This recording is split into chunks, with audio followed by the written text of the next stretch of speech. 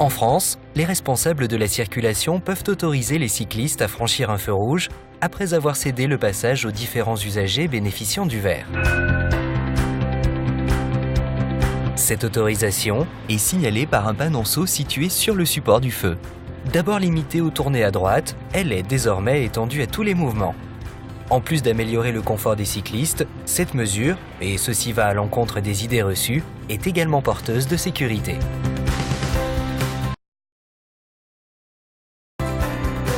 L'accident le plus grave des cyclistes circulant en ville est celui qui intervient avec un poids lourd qui tourne à droite.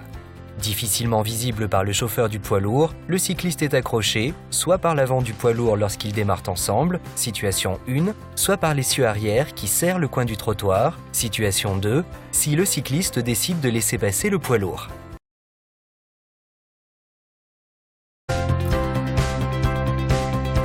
Le cycliste et le poids lourd démarrent en même temps. Le cycliste est difficilement visible. Le risque est fort qu'il soit accroché par le poids lourd. Le pire est alors à craindre.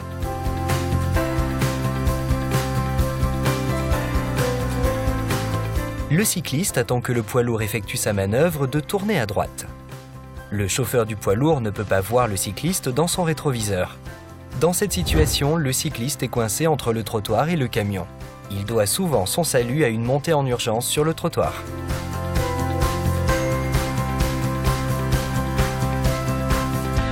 Examinons maintenant ces situations avec sous le feu rouge une autorisation de franchir le feu en cédant le passage aux autres usagers.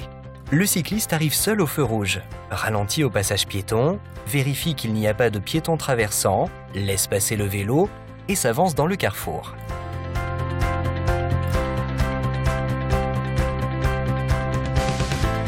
Autre exemple. Quand le cycliste arrive au feu rouge en même temps que le poids lourd, il ralentit au passage piéton, vérifie qu'il n'y a pas de piéton, vérifie alors qu'il n'y a pas de voiture arrivant de la rue de Fleurus et s'avance dans le carrefour. Il se met ainsi hors de portée du poids lourd.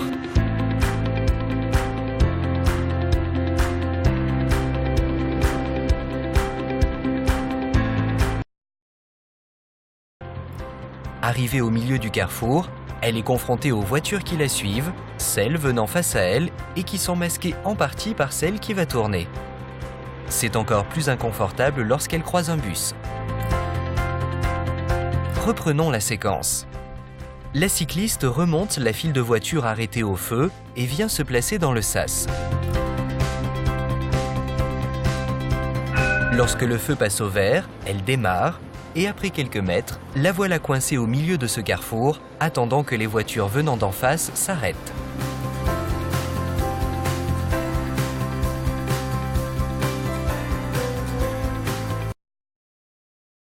Illustration.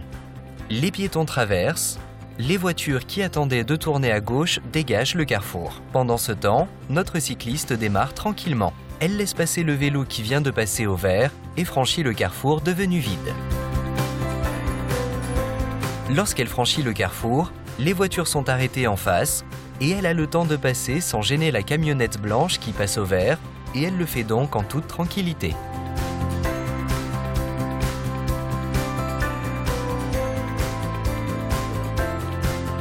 Il ne faut jamais oublier que les feux tricolores sont d'abord un outil de régulation du trafic automobile.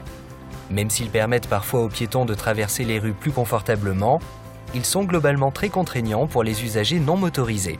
Le céder le passage cycliste au feu rouge est un moyen simple et innovant d'améliorer le confort du cycliste.